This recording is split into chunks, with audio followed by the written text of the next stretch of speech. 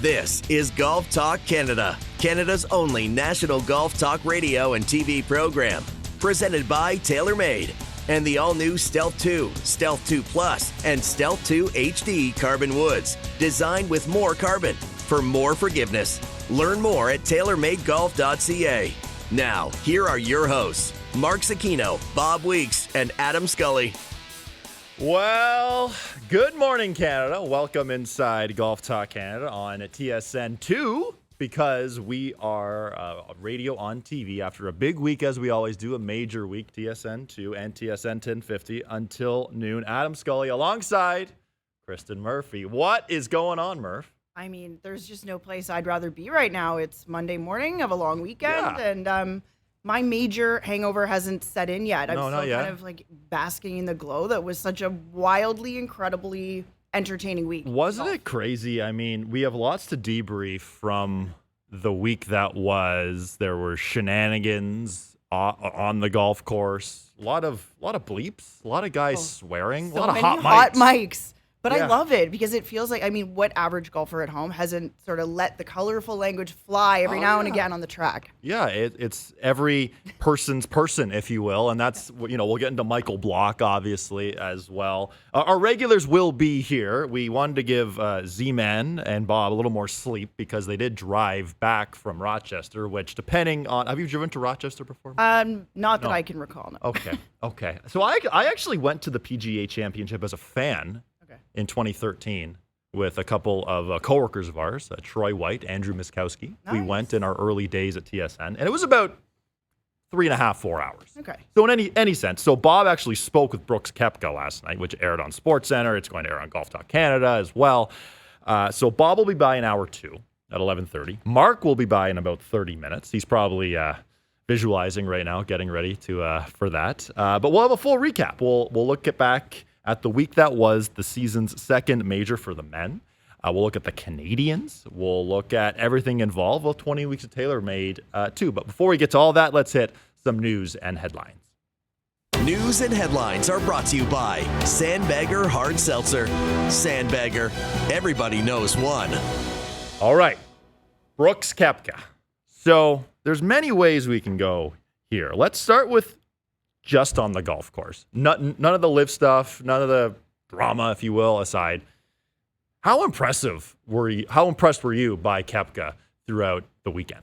I was beyond impressed, especially when you look at how close he came at the Masters.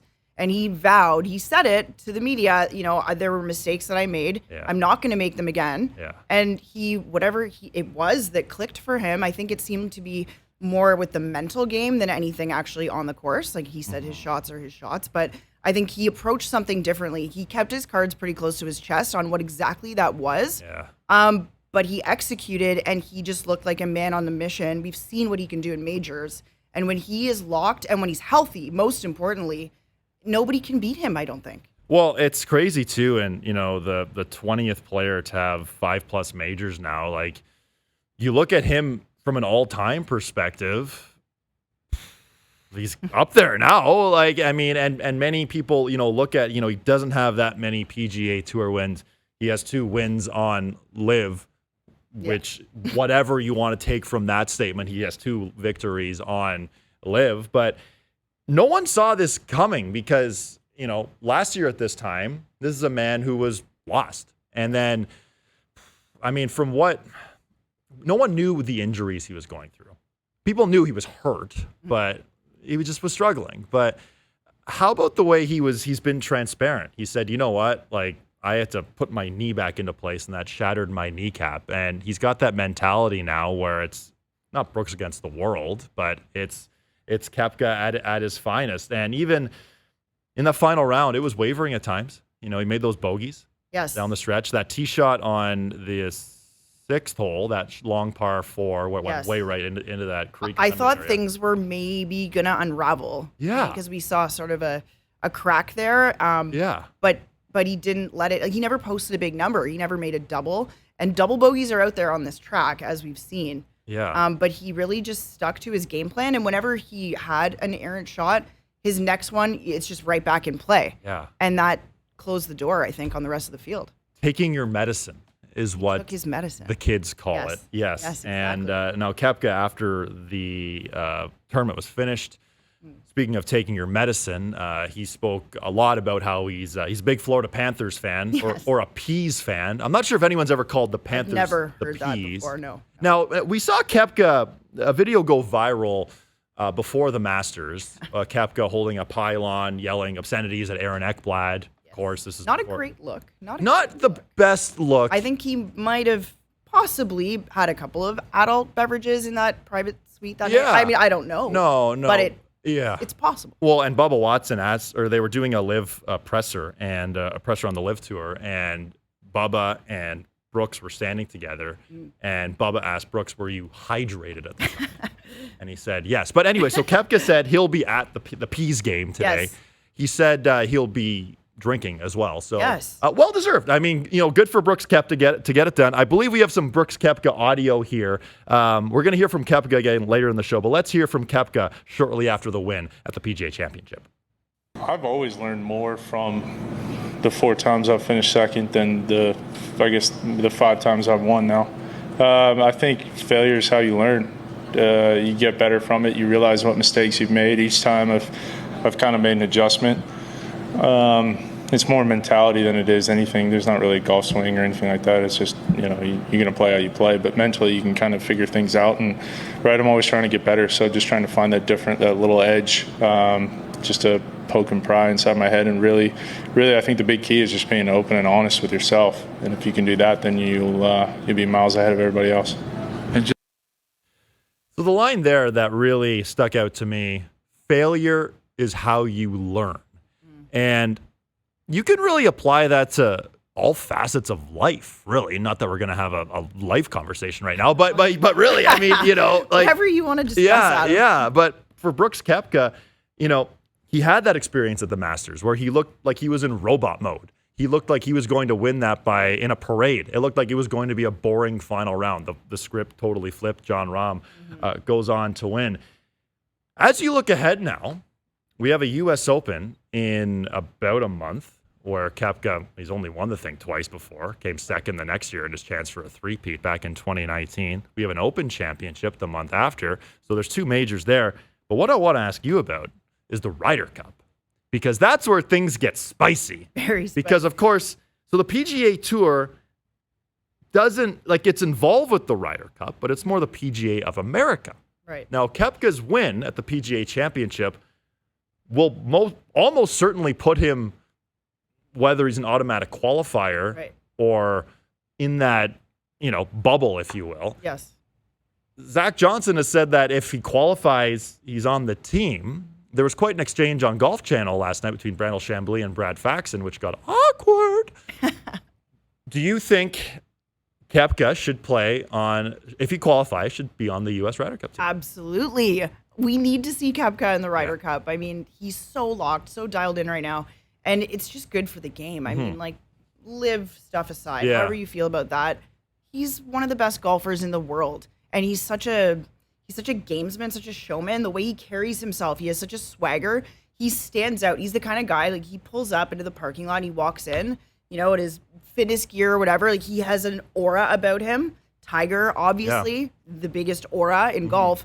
But you can feel his presence, and who doesn't want that on the biggest stage in a Ryder Cup format? And I think to your point, he's got that swagger. He's been vocal about his fitness and how before he won the 2017 U.S. Open, he bench pressed 225 pounds. Not a big deal, 15 times, whatever it was. If you try to do that, you could get to. I did anyway. But for Koepka, before the Masters, he spoke about how he plays with Rory all the time. He plays with JT all the time. So these guys don't hate each other. No. Sure, there's some guys who are maybe a little different, wink, wink, nudge, nudge. But, even too, we saw, if this was Bryson DeChambeau, I'm sure or Patrick Reed, who obviously or even Phil, there's a lot of guys who don't see eye to eye with those people with lawsuits, obviously. More controversial characters in the game, certainly than Brooks. A lot of people don't like Brooks's attitude. Right. But I think I think he's also a little bit misunderstood. We saw a little bit more into what his character actually is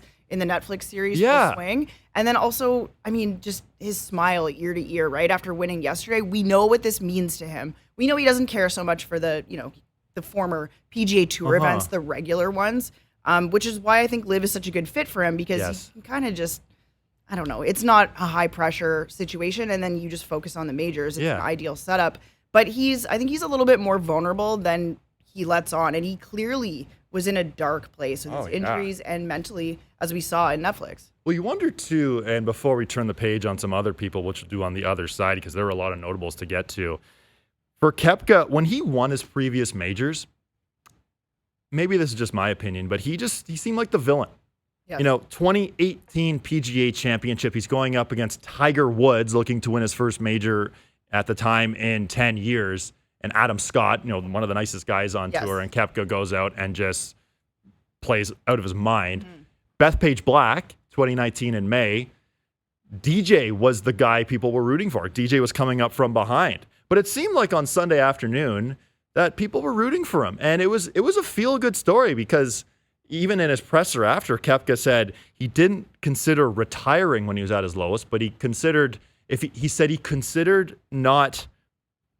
hanging him up if he couldn't get to the ability that he knew he can. Right. So essentially retirement. But it seems like people are opening up to Koepka now, because he's more relatable, right? Yeah, I agree. He is more relatable. And I think people love a story of someone kind of being down and then coming back. I mean, it's a human story. It's also, his wife is now expecting their first child. So to win with the timing, it just seems like he's in a very different spot than he was a year ago, and it's an incredible story. It is. And for Koepka, he opened the PGA Championship with odds of plus 2,100. After round one, his odds were 40-1.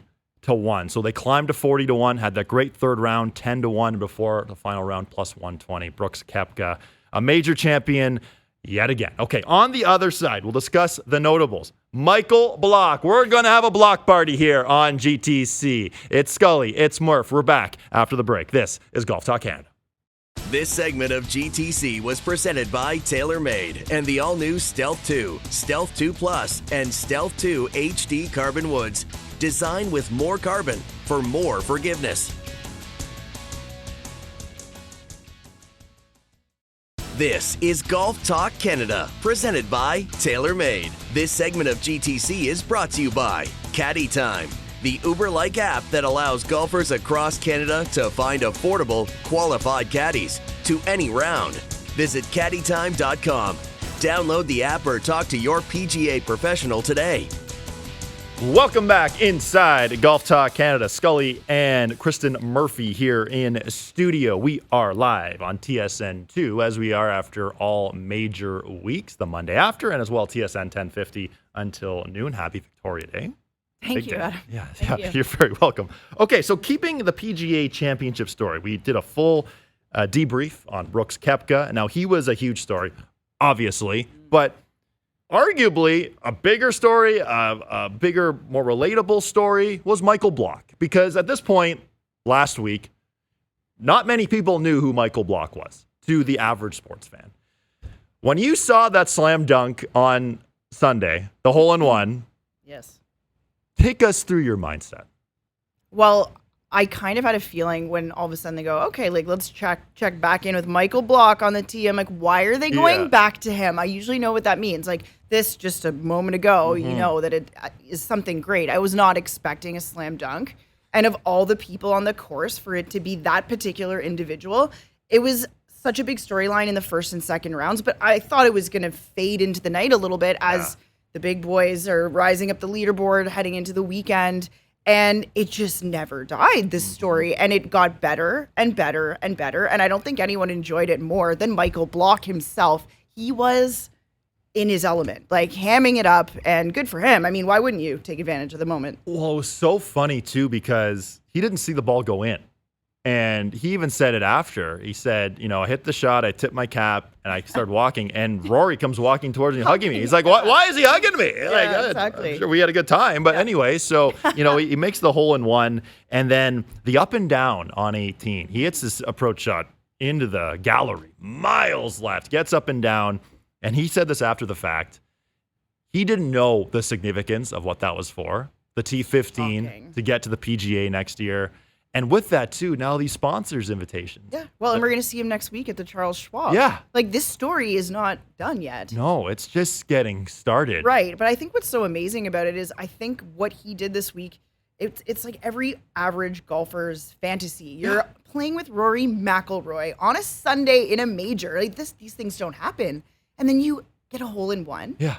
Like, what? This is not real life. Well, and we've mentioned that Netflix series, and Chad Mumm, who we've had on this show, the executive producer, was on location. Someone tweeted at him, looking forward to the Michael Block episode, and he replied saying, "We will have one." Oh my goodness. That can't come out soon enough. Oh, that's going to be excellent. And I love the exchange too between Koepka and Block.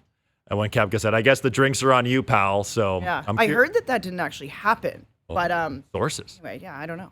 Can't confirm. Do you have sources on the ground? I don't. But it's just fascinating, and to think that someone rivaled how juicy of a storyline Brooks Koepka returning to the winner's circle in a major is, and it's Michael Block. Yeah. I mean, no one saw it coming. No one at all. And he's like the people's champion. He is. That's a really good way to put it. The people's champion. Another player who came up short, who played in the final group with Koepka, was one Victor Hovland, or as our dear friends from Overdrive call him, Rick Hovland. This guy's been knocking on the door at majors. Yes. Played with Rory last year. Had a good showing at the Players Championship a couple of months ago. Had a good showing at the Masters. But are we going to call this the Connors Hovland bunker? The Connors curse? That seems a bit extreme. But we see PGA Tour pros hit bad shots all the time, but to be in the exact same spot in that situation, that was wild. It was super wild, and you just couldn't believe it. And for Hovland to have it in that moment, I mean, it was a brutal time for Connors to have that moment also. I mean, he was right in the mix. So to see it happen twice was pretty shocking. And Victor Hovland is so likable, and I think there's a lot of people rooting for him, and he played a fantastic near flawless round of golf. I mean, like 16th hole aside, that was just freakish stuff. Yeah. But he really just ran into a very hot Brooks Koepka, which is, I mean, anyone's going to struggle to overcome a guy who's playing out of his mind like Brooks, who's won 4 majors coming into the week. I mean, that's a tall order, but I thought, what a class act afterwards. He had a great interview with Dottie Pepper. Yeah. And you could tell he was gutted. You could feel it. And as our Sports Center buddy Norm said, he texted me right after, and he was pretty gutted. He's a big Hovland guy, and he said, "Always the bridesmaid, never the bride." And I thought, that sums it up pretty well. But he keeps putting himself in the mix. Things are going to happen for him eventually. Yeah, and most of the time when guys go on to win majors in golf, they have to go through hardship first. They have to go through failure. What was that Koepka line? Failure is how you learn. So you wonder, it all sort of comes back full circle. And that 16th hole really was, I'm going to say it, the TSN turning point. Well, for sure. Because then you have Brooks. Stuff it from there. He stuffs it, and it's game over. Yeah. That's really when it felt like this thing's done. This is going to be a coronation for Koepka to the end now. A Koepka coronation. There you That's go. right. Now, put that on a T-shirt. Put that on a T-shirt. Now, there's a couple other notables we obviously have to get to. So in round 3, Brooks Koepka and Bryson DeChambeau tee off together. Now, if this was 2 years ago, we'd all have the popcorn ready. We'd have whatever your beverage of choice and be dialed into that. But now they're sort of buddies again. Not a lot of meat on that bone anymore. No, but how about the reaction they got on the first tee? It was mixed. There were some boo birds in the mix for sure. Yeah, which you don't see at golf. And I think that's what people were almost expecting at Augusta, but not that patrons would boo there. But I found that to be, I don't think jarring is the right word, but it was surprising to hear the boo birds, wasn't it? It was very surprising. Yeah. Jim Nantz seemed quite surprised. Yeah. And, he's seen it all. So I trust his reaction was very similar to ours. I don't know. Maybe it was one of those things where a couple guys boo and then the pack mentality, a few more people join in, because there were certainly cheers as well. Yeah. It was a weird one. Okay, but for Bryson himself, because this is a guy who he struggled for the last little while. Oh, yeah. And, he spoke about his wild weight transformation. I was trying to think of a bigger word there. The transformation where he went from a normal-looking human being to the incredible bulk. Yes. Now he's back to looking shredded. Yes. And now he's back playing well. And in my mind, the game of golf is more fascinating when he is in the mix because he's such a different dude. What do you think? He's the content king. I mean, I do a lot of the SportsCenter golf highlight packs, and week after week when he was still on the PGA Tour, it was like, if all else fails, we're going to get something from Bryson. And he never disappointed. So seeing him back on a leaderboard, it was awesome. He's also great for the game. He's a fascinating character. Yeah. And in golf, there aren't as many fascinating characters, it seems, than we see in other sports. 100%. Bryson finishes T4 rounds of 66, 71, 70, and 70. Now, a couple more before we let you go. Have to talk about Corey Conners because, 16th hole Saturday, the guy is leading the tournament. He is looking like he's in cruise control. He's got that 2-yard draw on every tee shot. And then the 16th hole happens, and obviously Sunday wasn't his day. Right. What do you think he can take from this experience here and apply going forward? It almost comes back to the Brooks quote again. I mean, if you do learn more from failure than when you win, because you're not going to look at a win and say, oh, what would I change after that? You accomplished the task at hand. Yeah. Whereas when you come up short, you can look back and really say, well, maybe I would approach this differently. And maybe it's just a matter of the nerves that come into play on a Sunday when you're one shot back. I mean, his first 2 holes, I felt like he was lucky to escape with par. And then so on the 3rd hole, he's out of position again.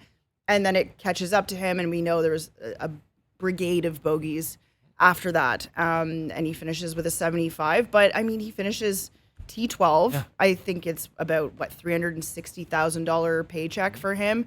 Overall, if you take a step back, it's a fantastic week. Yeah. And earlier in the week, we had 3 Canadians that were in the top 10 at one point. So as far as Canadian golf, it was a successful event, I think. And I think Corey's going to be just fine. I totally agree. It's a good week for golf in Canada. Now, before we sign off, you mentioned you do the SportsCenter highlight packs. Yes. And since you're watching all of the golf, sometimes if someone's tuning in for an hour here, an hour there, they don't quite see everything. But on Saturday morning, Jon Rahm had we've seen the temper flare a couple times in his career, and it flared a couple times on Saturday. For those who didn't see what happened, give us a little synopsis on Jon. Right. He hits a chip out of that thick, gnarly rough, and we saw how punishing that rough was all week. He's frustrated. Yeah. His standards for his game are extremely high. I mean, he's just coming off a Masters win, and I think anything less than winning for Rahm is just not where he wants to be. Right. And so he takes his wedge and walks towards the microphone that's lying greenside, and he smashes it. Eesh. And, talk about a hot mic situation. Is he going to take the bill for that? Yeah, exactly. And then he sort of got into it with a camera operator after that. So it wasn't just an isolated incident. Uh-huh. And it's funny on the broadcast, they always talk about how, he wears his heart on his sleeve. He's a passionate guy.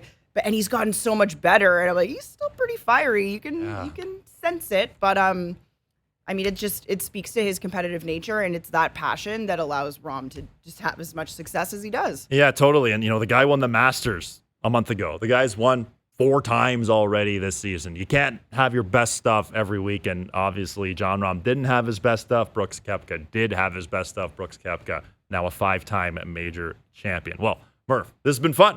Been great. Thank you for joining us here in studio. Thanks so much for having me. We really appreciate it. You'll be back on Canadian Open, U.S. Open.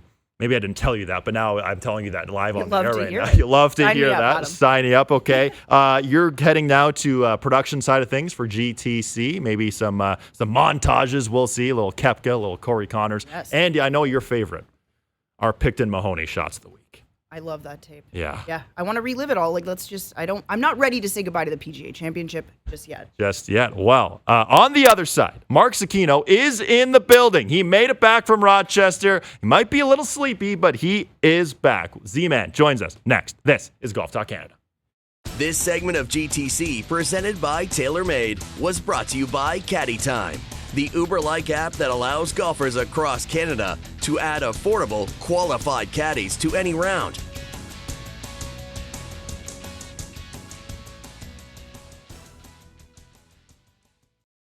This is Golf Talk Canada, presented by TaylorMade. This segment of GTC is brought to you by WeatherTech Canada, Canada's leader in automotive accessories. Visit weathertech.ca. Welcome back inside Golf Talk Canada on TSN2, as we always are, Mondays after a big tournament, as well TSN 1050 from now until noon. Adam Scully alongside the Z-Man. Hi, Mark. Skulls, what's How are you? I've never sat over here. I know. It feels Yeah. weird. What do you do with your hands? Yeah. What am I supposed to do here? Yeah. How are you this morning, man? I'm good. I'm a little disheveled. Yeah. So excuse my appearance if anybody's like, "What's going on with Mark?" He's You look great. I'm a little tired. It took a long time to get home last night. Oh my Lord. So I wish I had the gentleman's name, the officer's name, but I had the best border agent of all time. Good experience. I get to over to the start of the bridge, and I got my Nexus card and my passport, and he goes, "Mark." This guy, he goes, "I've been watching you guys all week. You guys," he says, he goes, "Corey Connors was 12 cars in front of you." Really? Yeah, nicest guy. Super, super nice guy. We chatted golf for about, it felt like 10 minutes. It was probably literally a 6-minute conversation. Yeah. It felt long. But he was a really good guy. Wanted to talk about the tournament. He loved the golf course, blah, blah, blah. Can't believe Koepka won another one. He was really, really good guy. But then it was just bumper to bumper the whole way home. Lovely. Whole way home. Okay. Well, thank you for joining us here in studio. Great to see you in person. I saw a lot of your face throughout the week. I introduced you. Through is the television term. I introduced you a lot from SportsCenter this week. How was your experience with GD and Weeksy? We had a great time. It was fun. It was a different experience for me because when I'm at a PGA Tour event of some kind, it's usually 7-hour broadcast windows inside the ropes, carrying a headset, walking with the group. Or at PGA Tour Live, we're on the air for 7 hours, and I'm, kind of doing the version of what you do, like for SportsCenter. I'm picking something up, I'm throwing it somewhere else, and dialoguing the broadcast itself, which now people are watching on TSN Plus, which is awesome for me to have Canadians see what I do away from here. This was a different week. This is, you're basically just consuming golf. Mm-hmm. And then you're trying to how do we wrap up what is happening? Or obviously there's previews and whatnot, but how do we wrap up and put a bow on, a 7-hour day in 4 minutes or 3 minutes? And that's a much more difficult ask. Everything's got to be tighter. Everything's got to be very this and it's always good, we're friends. So working with friends. Yeah. Bob's a friend. Graham, I'm just starting to get to know. We've become friends. He's a great guy. Jamie's awesome. Rydell's just the best, right? Yeah. So we had a great time. I'm looking forward to doing it again at the US Open. And it was a great week. The people of Rochester were awesome, and the people have come from, I guess, all over the US and the world. And there was tons of Canadians down there, especially when, obviously, a little deflating early on Sunday because there was a lot of red and white there. But man, the storylines, and Koepka does it again. Listen, I got hit up a lot last night on social media about can't wait for Zecchino rant about Koepka, yada, yada, yada. I've been very open. He rubs me the wrong way. It's got nothing to do with Liv, by the way. I've been talking about this since he won his first major, right? Well back. I don't like his disrespect or some of the disrespectful comments he has made over the years about the game and towards the game. So there's a little sandpaper there with me. Which is fine. That being said, I think Murph said it best that people like a redemption story. I think the Netflix series showed that he is more vulnerable than what he appeared to be or like he used to portray to be. And I think that's maybe what people were gravitating to a little bit this week. They like a comeback story, and they like, hold on, maybe this guy isn't that egomaniac that he wanted us to believe that. That's the package. And all that. Yeah, absolutely. He presented that package, and now he's kind of retracting that a little bit. Again, would I have loved to seen somebody else win? Sure. Yeah, 100%. But he's built for major championship golf. I think he's proven that. 5's a big number. He's in there with some world-class players right now with 5. And 20 players. Yeah. 20 guys have done that. That's it. And for Koepka, he's just got, and I was even saying to Murph, only a handful of victories on the PGA Tour, 2 victories on the Live Tour, 5 majors. it's crazy to think that he can just flip a switch. And he even spoke at a press conference when we played this audio last week on the show at a live press conference where he said, for majors, things just slow down for me. And he just has that mentality that, he something just changes with Brooks. I think there's a couple things going on. This is what I believe, and I don't know this to be true, but this is my take on it because historically we have seen this with a few other people throughout history. Not many. Yeah. But a couple who, in your words, can hit a switch. This game takes a lot out of you. Mm-hmm. It takes its pound of flesh. Even at the amateur level, you go speak to an avid golfer who's a 16 handicap or 18 handicap, and they're exhausted by it. They love the game, but they're exhausted by it. The amount of work they put in to get from 18 to 16 is unlike any other sport, right? Totally. So if you magnify that to the world's top level, I think the amount of work and focus and intensity and a preparation that Koepka has done over his career for major weeks, that if he did that across a PGA Tour season, it's impossible. He'd be dead. He'd be burnt out. Mm-hmm. So he like a Tiger, like a few guys out there in history, can dial it up a couple weeks a year and say, I'm going to put in all these, and I guarantee you today he's probably a little hungover celebrating. He said that. He will be again today too. Oh, yeah. But I guarantee you the emotional and mental and physical pound of flesh that takes from him, you can only do it a handful of times a year. So I think that's one. The other thing I think that is going on here as well, with the exception of Aaron Hills, which was really only built for about 4 players to win that championship. So when we got to Aaron Hills, there was, at the time, in that moment in time, there was Koepka, DJ, Rory, and you might have been able to throw in a couple others. Jason Day at the time, maybe? Yeah. I mean, okay, who hits it 330 and, just can overpower a golf course from the tee? Mm-hmm. That golf course was so one-dimensional. You could have landed a plane on the fairways at Aaron. It was ridiculous. It was such a one-dimensional golf course. So take that out of the equation, Aaron Hills. I believe that Koepka, to your point, dialing it up a couple times a year, likes the idea that par's a good score. He loves hard golf. Yeah. He loves taking your medicine. Mm-hmm. You've said that many times. That there's a level of comfort there as opposed to the Tony Finau, which is the total opposite. And we've had this conversation now about Tony Finau after Tony won a couple weeks ago. It's like, well, what's next for Tony Finau? Well, Tony Finau's got to beat a really good field on a super hard golf course. Why? Because he's never done that. Because what does Tony like? Tony likes 24 under. Yeah. Tony's comfortable in, Tony's comfortable in a Korn Ferry Tour shootout environment. Mm-hmm. And Koepka's the opposite. And that's why Koepka, even before he went to live, didn't win PGA Tour events. Because PGA Tour events are shootouts, typically speaking. Yep.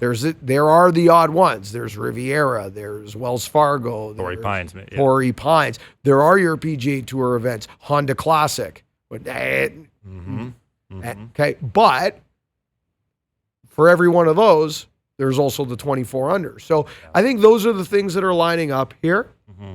I said it last night on SportsCenter.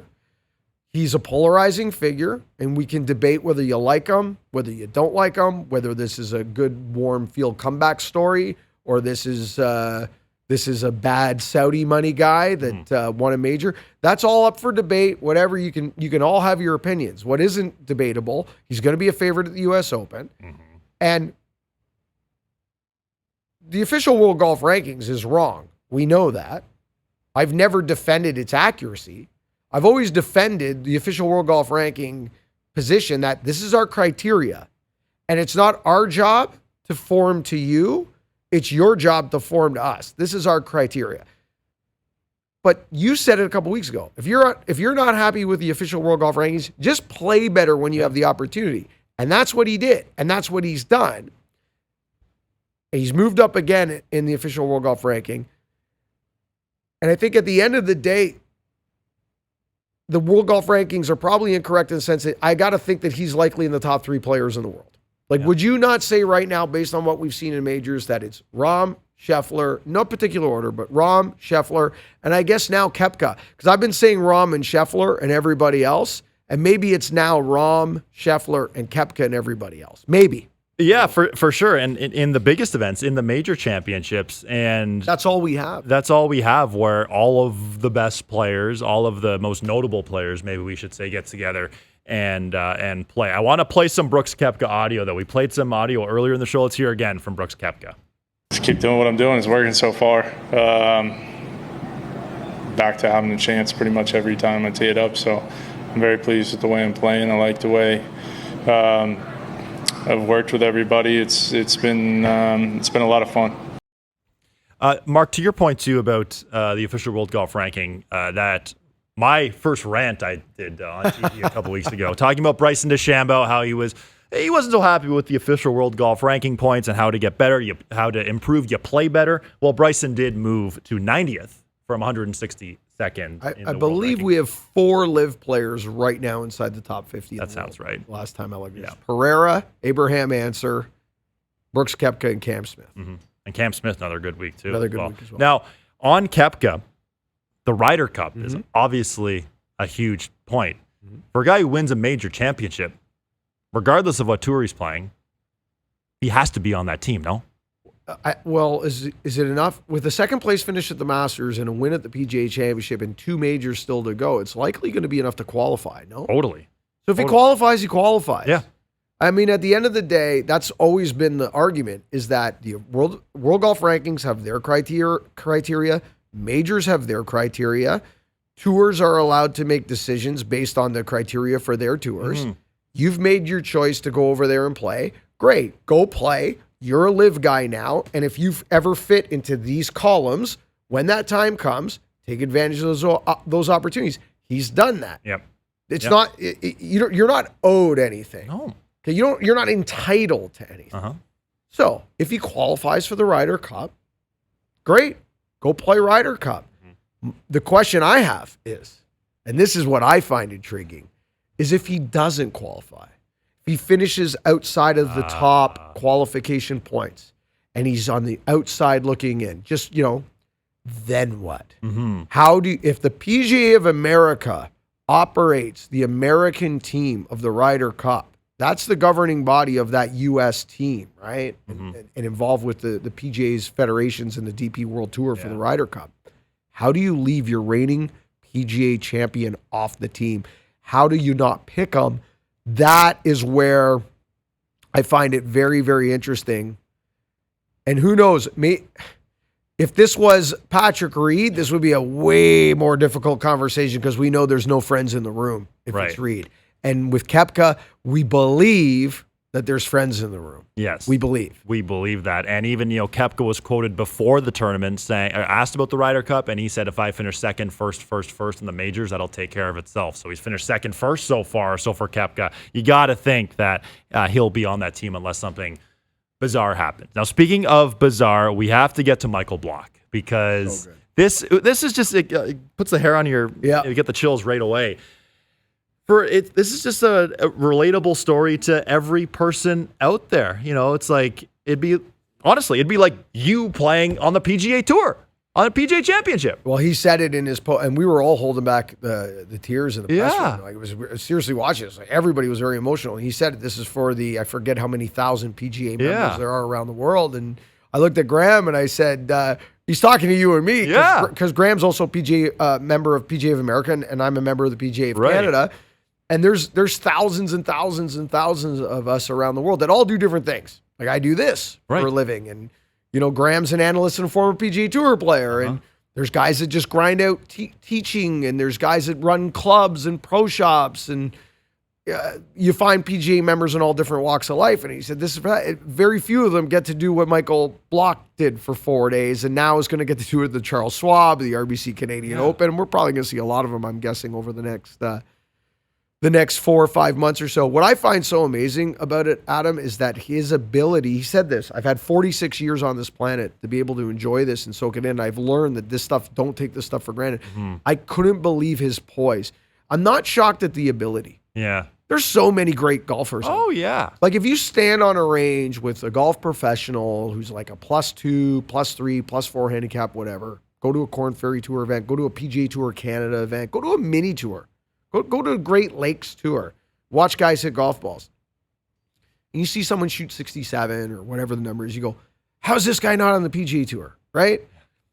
Quite often the answer has got nothing to do with how they hit a golf ball, right? It's all between the ears and the poise. And to be a club professional, basically, a teaching professional. Now, he has had starts before. It's not like he's never had experience on a grand stage, but nothing like this, nothing even close to this.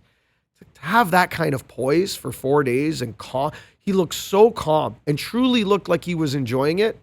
I'm absolutely shocked by it. And it was so much fun to see. And, we saw, the hole-in-one and the reaction, didn't see it go in. Why is Rory McIlroy coming back to hug me? And I'm sure he had a great time last night, too, with celebrations. I'm sure we'll see him on some of these daily talk shows as well, getting his 5 minutes of fame sort of thing and going that sort of thing. And he's just so relatable to so many people. It was a great story. Before we go to break, let's hear from Michael Block after the tournament ended. This week's been absolutely a dream. I had no idea it was going to happen, but if I knew if I just played my darn game right, that I could do this, and I always knew it. And I had this intuition that it was going to happen with. I always had this thing. It was going to happen with Tiger Woods. It really was. I always saw myself coming down the stretch with Tiger Woods, and I was like, I'm going to do it, even if I'm 45 or whatever it is. I'm going to come down the stretch in an event with Tiger. It just happened to be that I was in the 2023 PGA Championship Oak Hill, and I had Rory McIlroy in my group. And I wasn't coming down the stretch to win, but at the same time, Sunday at a major with the crowd here at Rochester was unreal. Just a great week for Michael Block. Tin Cup, baby. It's a Tin Cup moment come to life, is it not? Good. That's a really good comparison. It's Tin Cup for real. Wow, that's awesome. It was a cool story, and we'll have much more on Michael Block throughout the week here on Golf Talk Canada, throughout the season now as he continues to play, and I'm sure get many starts as well. On the other side, we'll have more on the notables, the PGA Championship, and discuss 20 weeks of TaylorMade. This is Golf Talk Canada. This segment of GTC, presented by TaylorMade, was brought to you by WeatherTech Canada, Canada's leader in automotive accessories.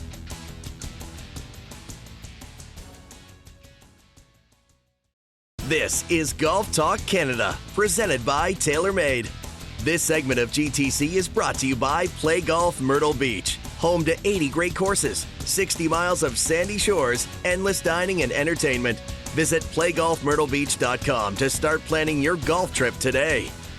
Wrapping up hour one here on GTC, TSN 1050, TSN 2. Adam Scully, Mark Zecchino here, recapping the PGA Championship. Have to give a shout out to our producer extraordinaire, Jamie Rydell, who just texted me saying there are 6 live players in the official World Golf Rankings Jamie. Top 50. Who are the 2 I'm missing? I'm just my I don't have my computer in front. Wi-Fi is having a bit of an issue here for me. So I had 4. Who am I missing? Yeah, we'll get to that. We'll get to that at some point when my computer loads here. Anyway, have to ask you about Viktor Hovland, because this is another major championship where, one swing.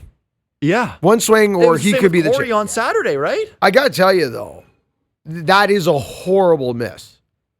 It's into the bunker? It's a 9-iron. Oh, yeah. With the ball slightly below your feet. And, okay, so the ball is slightly below your feet. The lip in front of you is higher to the right edge as it is to the left. Right. Okay? So with the ball below you, it's going to over-exaggerate the fact that golf ball is likely going to move more from left to right, right? It's going to fade more. It's going to cut more than you anticipate with the ball below your feet, right? You're in the bunker with a 9-iron. You're probably going to open the club a couple degrees anyway. In fact, a lot of players would take that play that shot with one more club and an 8-iron and just fan the face a little. Yep. Okay? So that's...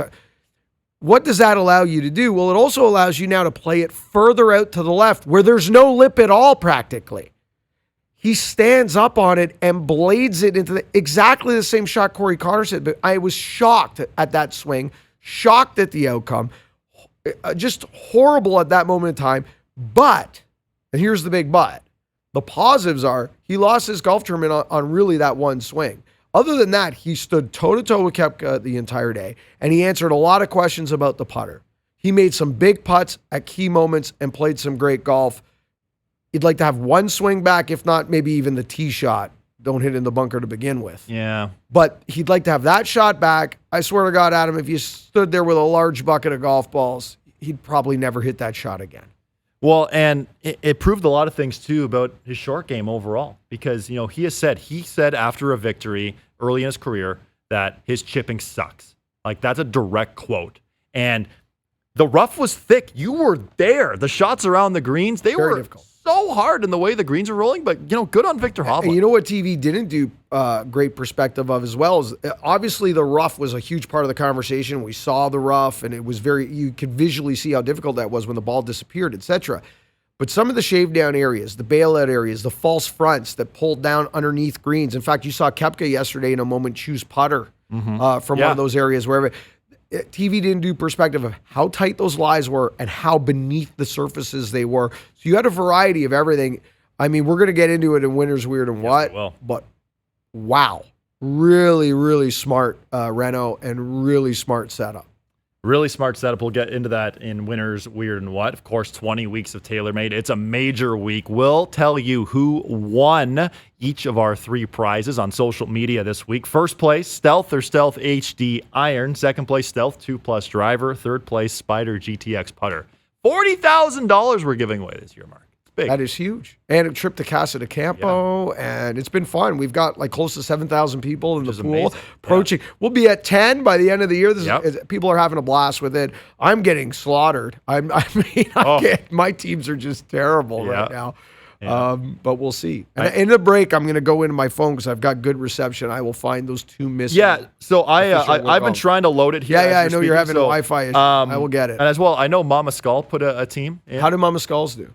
She actually texted me saying, how do I find out? And I haven't been able to get on the Wi-Fi yet, but I will. If the Wi-Fi works itself out, I'll give everyone It's a holiday. The Wi-Fi took the day off. It's fine. Okay, on the other side, we're going to kick off hour 2 with 3-Dub a little earlier than usual in the show, and lots to discuss in 3-Dub. This is Golf Talk Canada.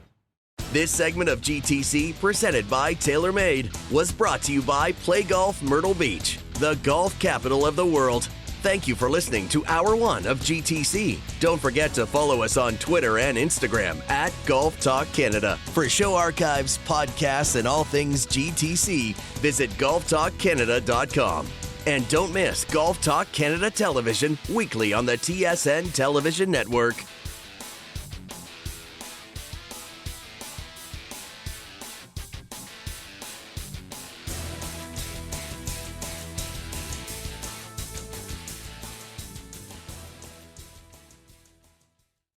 This is Hour 2 of Golf Talk Canada, presented by Picton Mahoney Asset Management. For over 15 years, our focus has been on helping Canadians stay invested in all market conditions, including this one.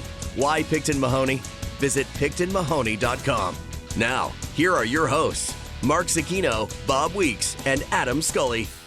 Welcome back inside Golf Talk Canada Radio on TV, TSN2, TSN 1050. Scully and Zecchino alongside. Bob Weeks joining in about half an hour time. Mark, you have some just before we get to 3-Dub and whatnot, because I'm getting lit up here on social media about Ryder Cup. Oh, yeah. PGA of America does not have a formal ban on live players' participation in events like the PGA Championship or Ryder Cup. Yeah. That's why they were at the PGA Championship.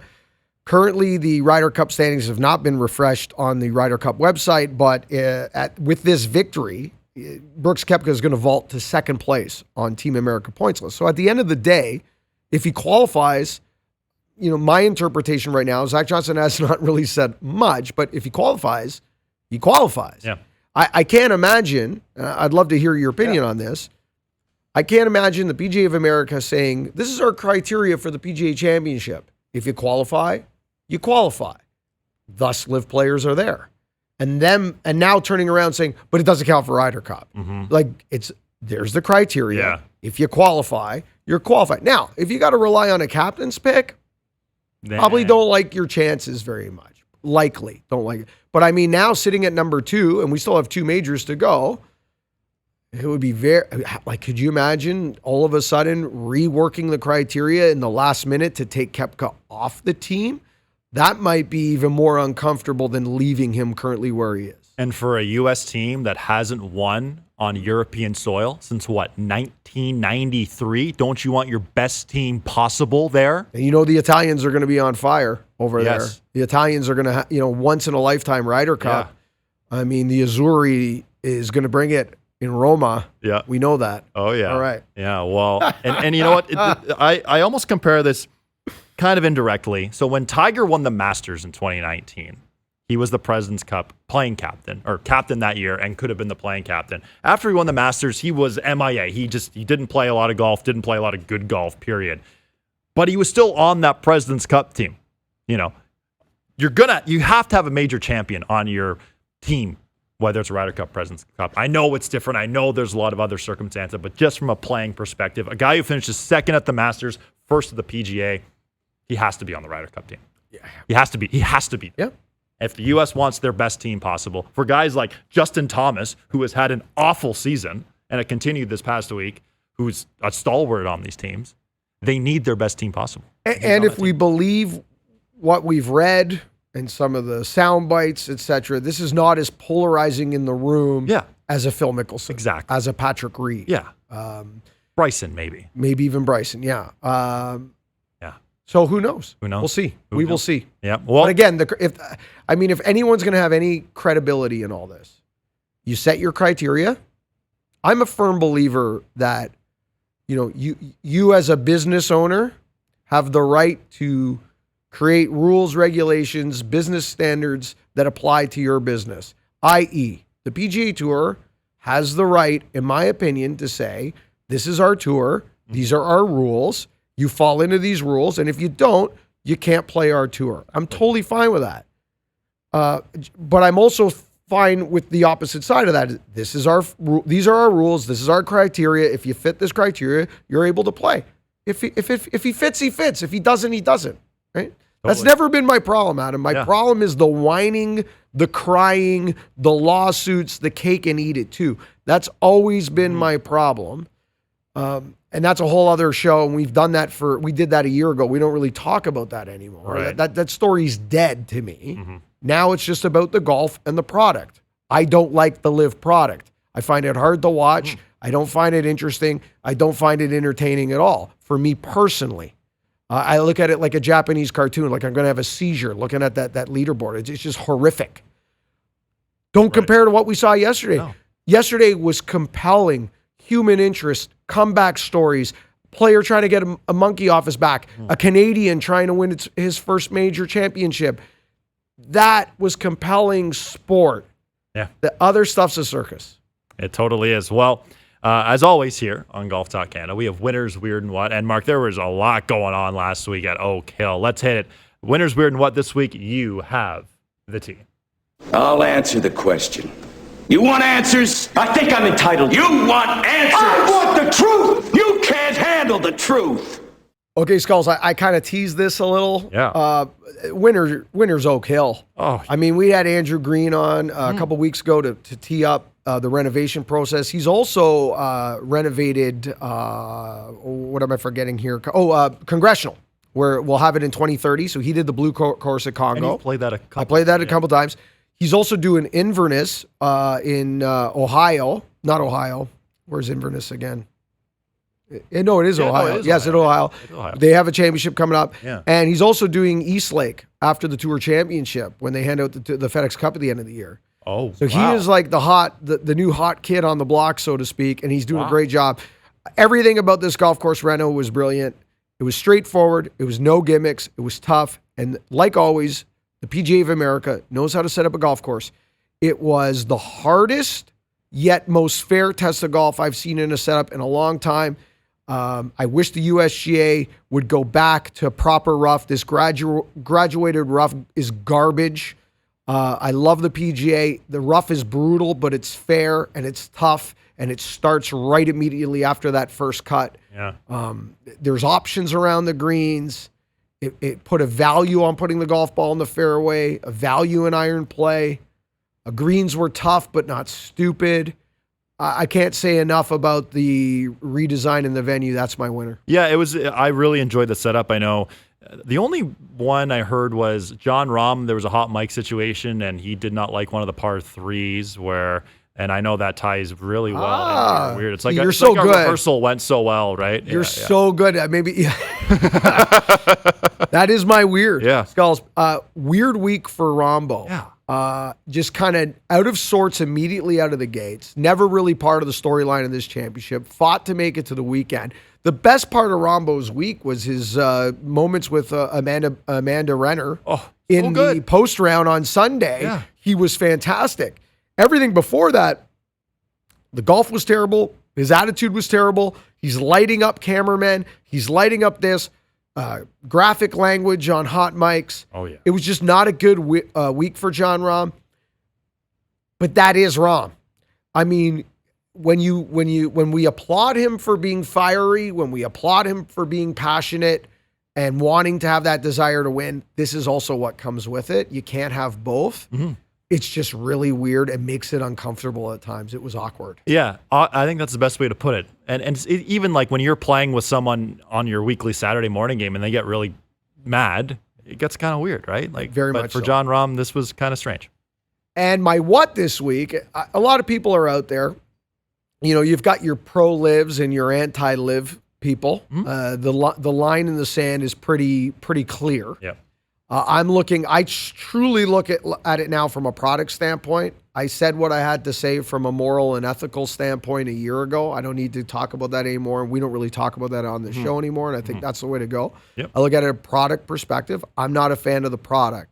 But a lot of people out there are suggesting now with Koepka vaulting, the Ryder Cup team, major champion, that this is going to do a lot for LIV. Like, what will this do for LIV?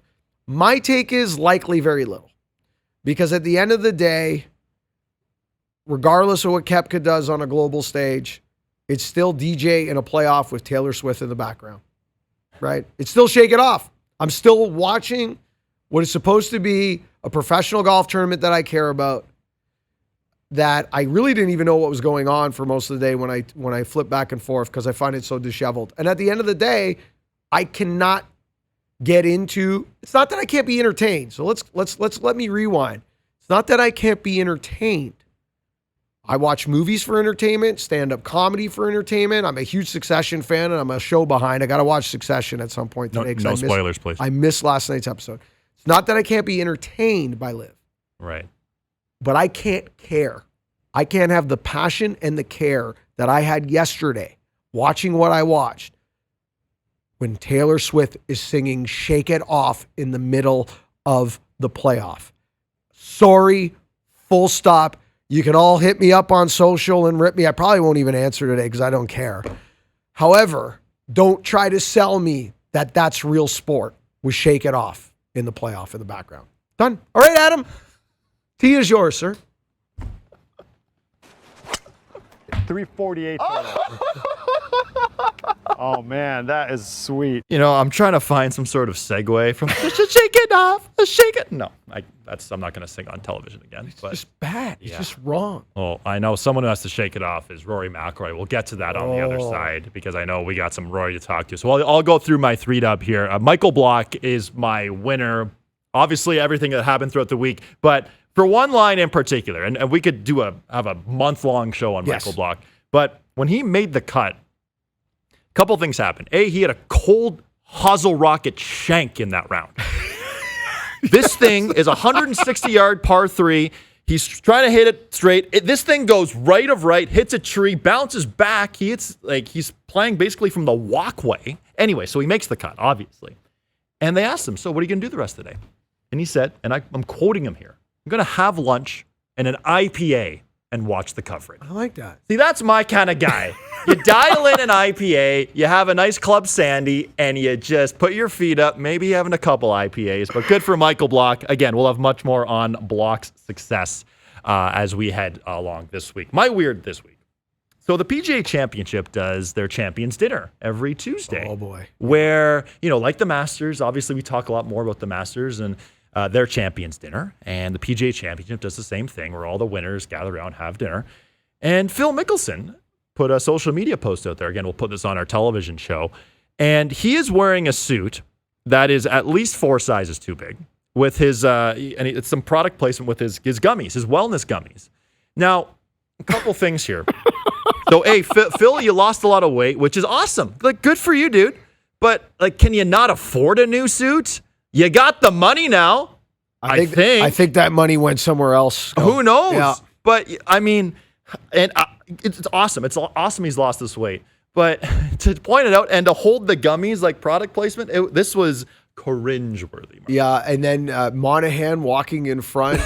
It was just the most awkward. That might be when we do our year in review. Yeah. That's the photo of the year. That is right there. It just says so much. Absolutely bizarre. You got Morikawa walking by and Phil's talking his ear off, and you can tell, and he don't want nothing to do with it. You may be too young. The original Airplane movie. I don't know if you've ever seen it.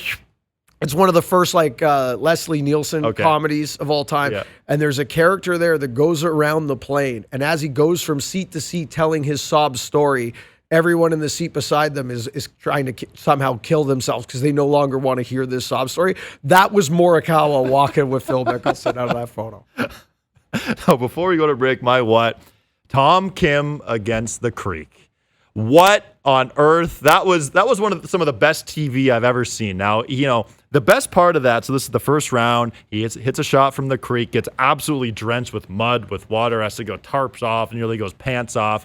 But the best was he goes to the media center after, and everyone's sort of laughing at him. He's like, oh, what's going on? And they're like, oh, and then he looked at his phone, and his phone was getting lit up like a Christmas tree, just like in my hockey playing days, where, he's looking at his phone and saying, oh my gosh, you guys caught this on camera? There's cameras everywhere. There's cameras, Tom. It's a major championship, dude. Yeah. So, and his reaction, he was killing himself laughing, which was awesome. So he had some fun with that too. Tom Kim versus the water. That is my what this week. Okay, on the other side, we just mentioned it earlier. Shake it off.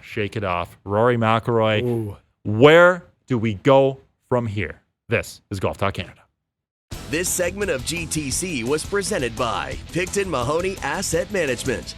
For over 15 years, our focus has been on helping Canadians stay invested in all market conditions, including this one.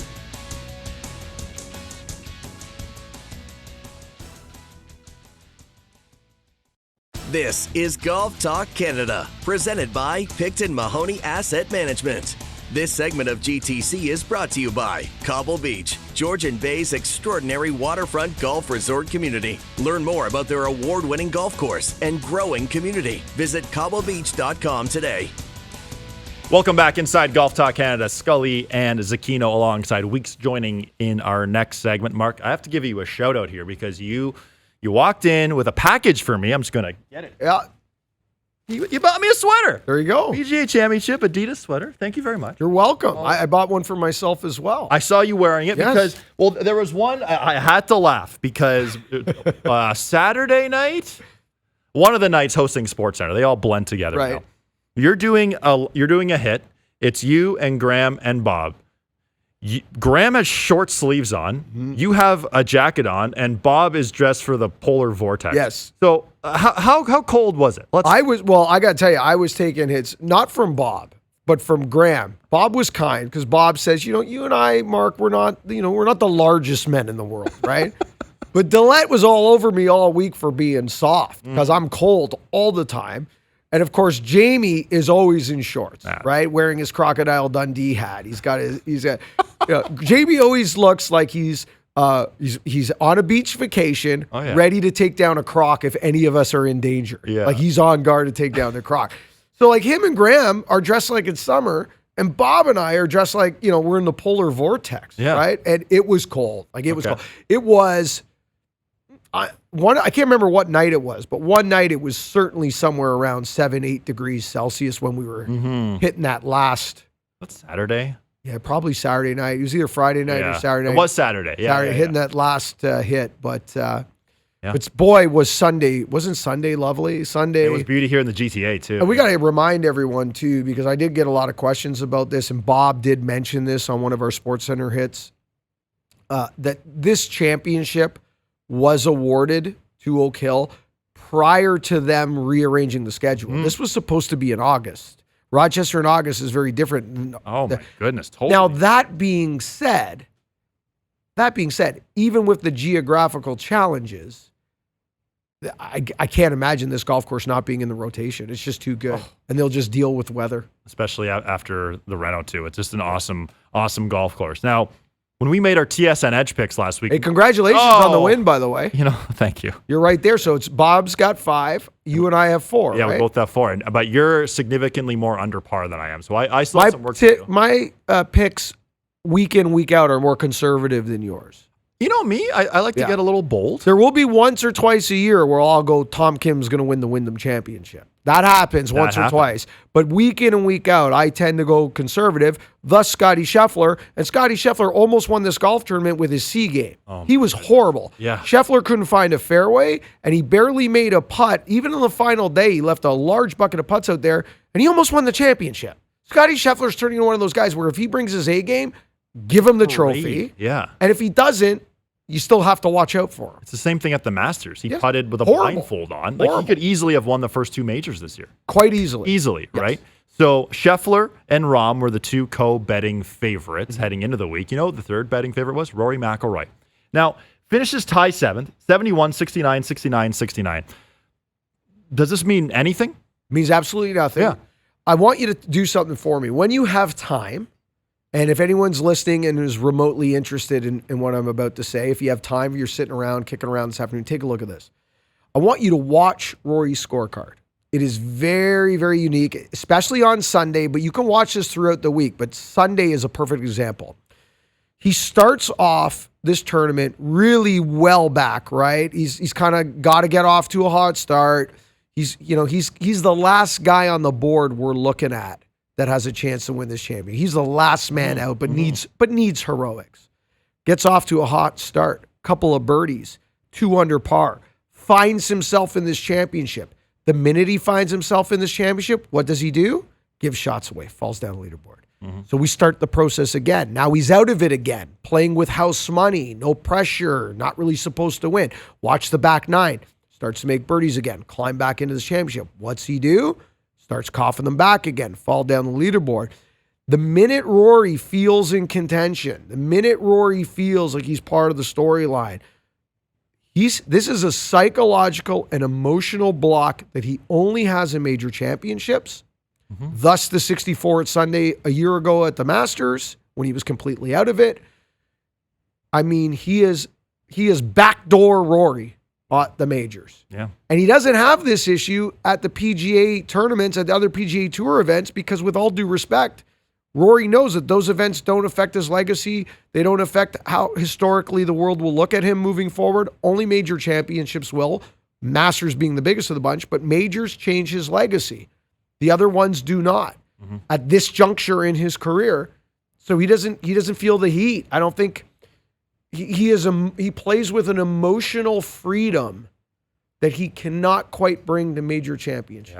Yeah, and the scorecard tells the story. It's right there in black and white. It's puzzling, too. He was 3 over early in that first round. It looked like, check, please, I'm out of here. He made this 35-foot putt from off the green on the second hole on Thursday. Then that really ignited him a little bit. But, only have about a minute and a half here or so. Boy, where did that go? What's next, though? New caddy, like something else? Like, what is something has to change? I wish I knew, because I can't give you any kind of personal perspective on this, because I was always an emotional, mental midget between the ropes when it came to golf. I mean, tough, though. It's tough. Like, I felt pressure. Any competitive golf I've ever played at a professional level, I basically could not get comfortable with that feeling. So I don't know how you fix this. Team of doctors, caddy, certainly, maybe someone inside the ropes that you feel is part of the support system. I don't know. Harry takes a beating at times. Maybe he should, maybe he shouldn't. I mean, we can't keep doing the same thing. That I do know. The one thing I can't tell you is doing the same thing over and over again, expecting different results is insane. So I said to Bob yesterday, as we were sitting in the media center watching it, and I leaned back, I go, Bob, I said, he needs not just a sports psychologist, he needs a team of doctors in lab coats and clipboards. Like, it's unbelievable. I feel like, I wish I had answers, Adam. Yeah. It's sad. It's sad. It's puzzling. A question for you. Yeah. If he does solve it and he does win one, if we get to LA and he pulls one out and figures this out, Do you think the floodgates reopen and we go back 10 years in time and he starts crushing majors again? That he just needs I hope so. Just needs to rip that monkey. It almost feels like a guy who's never won one trying to win his first one. And just imagine, this is fantasy land now. Just imagine if he does that when you get Rory McIlroy, Brooks Koepka, Jon Rahm, Scotty Scheffler, and then the rest of guys who are looking for that first one for the next 5 to 7 years. Rory's still a young man. If he does figure this out, and he's so talented, it's just hard when it's not physical. Totally. It's hard when you're one of the greatest players in the world, and possibly, just from a ball striking natural ability standpoint, likely the most talented player in the world right now. Most talented natural born player. Yeah. So how do you fix that? How do you rewire the wires? How do you slow the heart rate? How do you train the brain to focus differently in certain situations? Well above my pay grade. That's when I go, open a bottle of wine, throw a steak on, I'm out. Maybe you should do that. Maybe that. You know what? Sometimes you're going to laugh when I say, but golf is the most bizarre game in the world because sometimes trying less, making it not as important, trying way less hard. Maybe Rory has to show up on a Thursday morning hungover. Like really, go out Wednesday night, have the biggest ribeye you can, crush a couple bottles of Brunello with your friends and family, and don't care. Don't watch Golf Channel. Don't read a paper. Don't turn on your phone. Put on a comedy. Wake up next day, go play golf, see what happens. Because that might sound like a crazy game plan, but trying hard and trying all these different things and Bob Rotella and then this, none of that's worked. So why not? You know what's funny about that? After he shot 79 in the first round of the 2019 Open Championship, he was quoted he shot 65 the next day, missed the cut by 1. He was quoted as saying, last night, had a couple glasses of red, hung out. Who knows? Maybe. It's Rory, call me. Call the Z-Man, Rory. Call. We'll see you at Oakdale. In a couple of weeks at the RBC Canadian Open. Mark, I know you are a tired man, a busy man. I'll see you on TV this week. See you on TV. You're going to be at Glen Abbey. Yeah, so I'm going to Glen Abbey. I'll be on location for the Caddy Time Open. So we'll have more of that this week and even more of it next week. Yep. So I'll be at the Caddy Time Open. You'll be hosting his studio. Yes, sir. Bob will be at his home studio. So we'll do TV. And then next week, we're going to be at the Team Canada Day at Weston with our friends from Golf Canada. Yeah. We've got lots coming. And then we go Canadian Open and then U.S. Open. Oh, yeah. We're in full flight at Golf Talk Canada. Yeah. Full flight. It's the best time of year, the busiest time of year. We love it. Mark, thanks for your time today, my man. Okay, on the other side, Bob Weeks going to join us. This is Golf Talk Canada.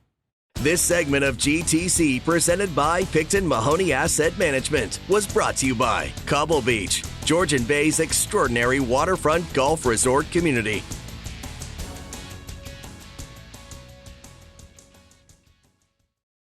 This is Golf Talk Canada, presented by Picton Mahoney Asset Management.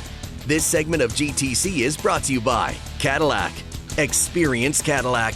Join one of our agents for a personalized virtual live tour of Cadillac SUVs, sedans, and EVs. Book your tour at cadillac.ca/live. Welcome back inside Golf Talk Canada. Adam Scully here in studio. We are recapping the PGA Championship, the second major of the men's season where Brooks Koepka gets it done. His 5th career major championship. For much more on this, let's bring in Bob Weeks, who is now home from Oak Hill. Bob, welcome to the show. How are you feeling this morning, my man? Feeling pretty good. I'm not quite all the way home yet, though. I am now moments away from dropping off producer Jamie Rydell in the sprawling metropolis of Baden, Ontario. Oh. So that's the first stop we're making. And if you've never been to Baden, it's quite a place. So I didn't know you guys were together because Jamie's been texting me throughout the show with updates, with some stats. So, Jamie, hi. I wanted to say hi to you, too, then now that you're there. Scully. Hey, perfect. Okay, this is good. Didn't know you guys were together. Hopefully you guys had a good night in Rochester last night, a recovery night. But, Bob, for you, Brooks Koepka gets it done. You spoke with Koepka after, an hour or two after that victory, his 5th career major. What were some of your major takeaways from your conversation with Brooks? Well, the first thing was that Jamie Rydell and I and Brooks had a detailed conversation about his Florida Panthers. Okay. And how excited he was. That put him at ease for us. He even told us that he actually came up to Toronto for a game at the Panthers. Oh, really? The Panthers were playing here. And so he's like dyed in the wool. So we were going all on and talking about how much we love the overtime that's been frequent in the playoffs. So that was good. The second part of it, I would say as well, is, I've always enjoyed talking to him. Mm-hmm. I've always enjoyed conversing with him. I've never had any issues with his, so-called bravado or whatever. Right. But I think he was a little bit more receptive and appreciative, I think, of what this win meant. Because as you've said on the show, you and Mark, I think maybe you and Murph maybe were talking at the start about where he was a year ago that we saw on those Netflix specials, and where his game was and where he was in life. And I think he just sort of said, this is a lot sweeter. This is really meaningful to him. And there was sort of a soft side to him about that, which I really maybe hadn't seen come out before. And, regardless of the player, it is so hard to back up a good finish at a major championship with another one the next month. This guy led heading into that Sunday where they played 30 holes at the Masters. Obviously didn't have the Sunday he wanted, and then goes on and wins the PGA Championship. That's hard, whether you're Brooks Koepka or any player, period. So for Koepka to get it done, it was fun to see, really. And I want to get your perspective on this too, Bob, because when Koepka won some of his other majors, he was more, I'm not sure if villain is the right word, but he wasn't the fan favorite. Like at Bethpage Black in 2019, when DJ was making that run on Koepka, they were chanting DJ's name. They wanted him in the mix. But it seemed like this time around, at least watching it on TV, that the fans were pretty warm towards Koepka, at least down the stretch on Sunday. Did you get the same thing too? Yeah, I did. I think there was a sense that he really is whether you like him or not, I think the people really respect his abilities and respect what he's done. I mean, as we've talked about, you guys have been talking about, 5 majors. That puts him up there with Seve Ballesteros, with Byron Nelson. I mean, it's more than Rory. It's more than Ernie Els. There's a lot of great players who have, I don't know, who haven't done what he's achieved. So I think, if anything else, there's this respect level that he's attained, and I think the people appreciate that. They certainly do. We're in conversation here with Bob Weeks, recapping the PGA Championship. Brooks Koepka, a major champion again, 5th career major. Now, a conversation that I've had already this morning with both Murph and Z is the Ryder Cup. And for Brooks Koepka, you got to think, now that he is second on the U.S. Ryder Cup team standings, or is about to be second on those standings, that it would be next to impossible to leave the PGA champion and a guy who came T2 at the Masters off your Ryder Cup team, unless the rules change in terms of live players being allowed if they haven't already qualified. Bob, what do you think about Brooks Koepka and the Ryder Cup and him being involved this year? Yeah, I think if he makes the qualifying, I think that there should be no hesitation to putting him on the team. I think if he's a captain's pick, I don't know. That's a different one. I think that'll rely on Zach Johnson. They'll have to put him on the spot as a captain, but I'm sure they'll go through it all. But if he's a deserving player, if he's an obvious pick, then I don't think there's any issue. I don't think there should be any issue about what happens. Mm-hmm. He's a great player. He's been first and second now in the first 2 majors of the year. So how do you not say that he's having a great and a good enough year to be on that team? They want to win, obviously. So I don't know if there's anything else you can kind of force in there that would sort of make it. I guess what I'm trying to say is it would look very awkward if you didn't pick him where he is deserving of it. So that's kind of where I am with that one. And especially too, since the U.S. hasn't won on European soil since 1993. So they want to bring their best team forward, and Brooks Koepka, you would safely presume, would be one of the top 12 Americans. Someone else who will very likely be on that team unless something radical happens is Scottie Scheffler. And, this is a guy, Bob, you had him on your Edge team this past week. And this guy came second, or tie for second with Victor Hovland. And like the story has been throughout this season, he has struck it very nicely, tee to green. But on the greens, he struggled again, and he struggled during Saturday's third round playing with Corey Connors. What did you see from Scottie Scheffler this past week? Well, if that's his C game, then that's a pretty good C game. Look out, yeah. That, just by looking at what he was able to do. And I think that there were moments where he was clearly frustrated in how he was playing. I think he got his fair share of bad breaks. I'm not sure that I think you could say that, I guess, about most players in there. Mm-hmm. But he certainly the first two rounds, I think after that he was sort of playing a little bit of catch up, and I still think that he's one of the top 2 or 3 players now maybe in the world. So I don't know. There was just something about his, not necessarily his game, but his demeanor to me that seemed just a little bit off. He didn't seem to be the same kind of Scottie Scheffler who's, I don't want to say emotionless, but you don't really get a sense that he's being bothered in any way by anything. He seemed to be a little bit off on that, certainly early in the week, and for whatever reason, he just wasn't able to do it until really the second half of Saturday and Sunday's rounds, where he really sort of tried to put the hammer down, and by that time it was just a little bit too late. Yeah, back nine, 31 for Scheffler, including a birdie on the 72nd hole. He finishes 2 shots off the lead. Now, of course, a huge storyline here in Canada throughout the week on SportsCenter, TSN.ca, here on GTC, was Corey Connors. And Corey Connors opened the week with odds of 120-1 to win the tournament outright. And this is a guy who was leading the tournament on the 16th hole on Saturday during the third round. And for the majority of that round, Bob, it seemed like Connors was on cruise control. And then that 16th hole happened. And obviously the Sunday didn't have the best Sunday he was hoping for in that final round. But what do you think Connors can take from this? Another experience being in the hunt at a major championship that he can apply here going forward. Yeah, I mean, I think this was his first legitimate at winning a major championship. He's been close in the Masters, but he was always a few shots back and would have had to have a really great round. This is one where he was in there. I mean, he was right in there. If he doesn't hit it under the lip of that bunker, he's probably leading going in to Sunday's round. And I think there's a lot of learning process. At the same time, Graham Dillette said something interesting last night on SportsCenter where he said, you don't get a lot of chances to win major championships unless you're Tiger Woods or Rory McIlroy or one of those ilk. And so you have to really sort of hope that your A game shows up on the Sunday so you can play well in those moments.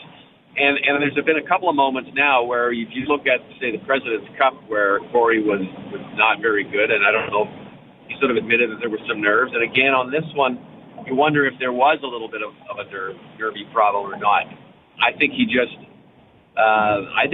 looked calm and cool, so I'm not sure if that's the case. But, it's something that now you have to think about maybe. And he works, I know, with a sports psychologist, so I think there's some work being done there. And maybe the next time he gets into this position, perhaps that'll help him a little bit more. But he's playing great golf. In a bigger picture, I think he's playing really good golf from the win on. He's played well at Quail Hollow.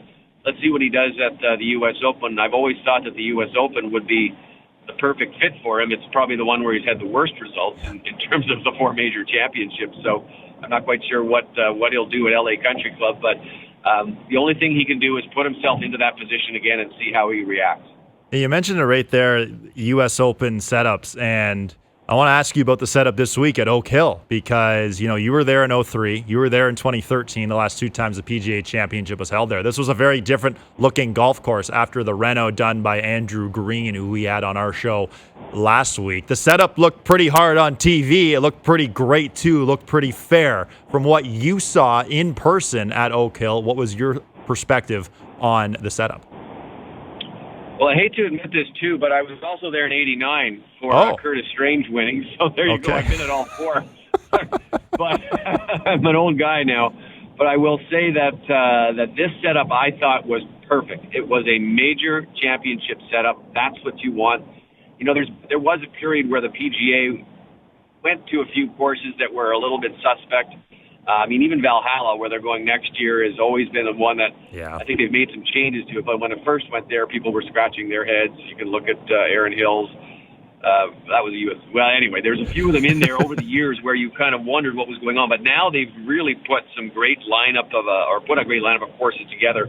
And this one to me was tremendous. I mean, they went through a massive renovation. It's not a small part. I mean, they got rid of holes and replaced them and filled in ponds and things. And I thought the runoffs on the greens really meant that players had to play a variety of shots. It wasn't just sort of one-dimensional in terms of you had to chunk it out of long rough like you do at the U.S. Open. There were points where you could putt. There were points where you could chip. There were points where you had to chunk it. So I love the setup. I think this is what a major championship should be all about. And if it's too hard for some players, then maybe the major championship golf isn't made for you. Yeah, it was a great week at Oak Hill, and you guys did a lot of great hits. It was a very busy week, obviously, for you guys. But I know before we let you go, Bob, we spoke about this a little bit during our Wednesday show. You guys did some trivia throughout the week during your illustrious nightlife. You didn't hit up the clubs. You were just hitting up trivia nights. Did you guys hit up any more trivia nights? Were you successful, or did you find any local cuisine that you and Dillette had a bit of a contest about? Well, we were staying a little further out of town than we normally do at this event. It's Rochester's not a big town, so the hotel selection was limited, and we were out in a smaller burg where there was one sort of establishment that we frequented, and I gather from what I'm catching on now to why these places have trivia, because they usually have it on Mondays and Tuesdays. So we won on Monday in the place we were at, a place called Bill Gray's. And then the second time we were at another place which I can't remember, and we didn't do so well there. But they were packed both nights. But as soon as the trivia was over, everybody left. By Thursday, the regular crowds were shuffling in as the song goes, and they didn't really need an attraction of trivia. So there was no more trivia. But we've now formulated a pretty good team. So I think if we attack again in Los Angeles, I think we'll have a pretty good chance to at least finish top 10 and maybe earn ourselves a chance to the major championships of trivia.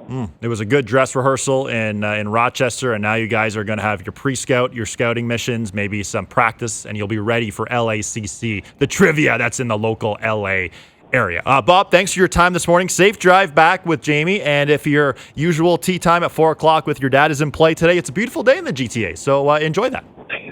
Thanks. We'll see you soon for television and more radio. Yes, we will. That's Bob Weeks, along with Jamie Rydell, producer extraordinaire, making their way home from Rochester. On the other side, we'll recap the PGA Championship, a final bow on the leaderboard, and tee up what's to come this week on Golf Talk Canada, because we are busy. This is GTC. This segment of GTC, presented by Picton Mahoney Asset Management, was brought to you by Cadillac. Cadillac. Experience Cadillac.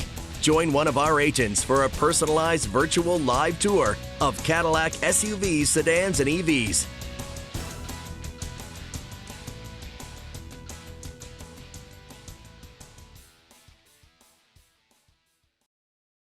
This is Golf Talk Canada, presented by Picton Mahoney Asset Management. This segment of GTC is brought to you by Adidas Golf and the ZG23. ZG23 continues to push limits on lightweight performance footwear with introduction of Lightstrike and Lightstrike Pro technology. They're light, they perform, they're here to compete. Visit adidas.ca/golf.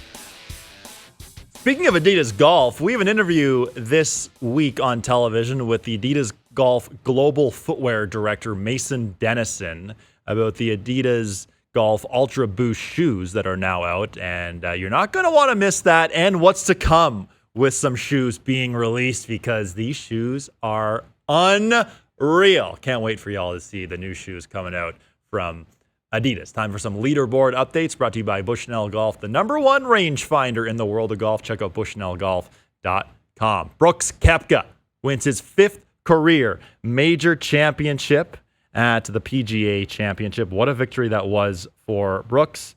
Victor Hovland, Scotty Scheffler coming T2, Corey Connors a T12 finish at the PGA Championship. Before we sign off today, I want to play a couple pieces of audio. First, let's hear from Scotty Scheffler after the week that was.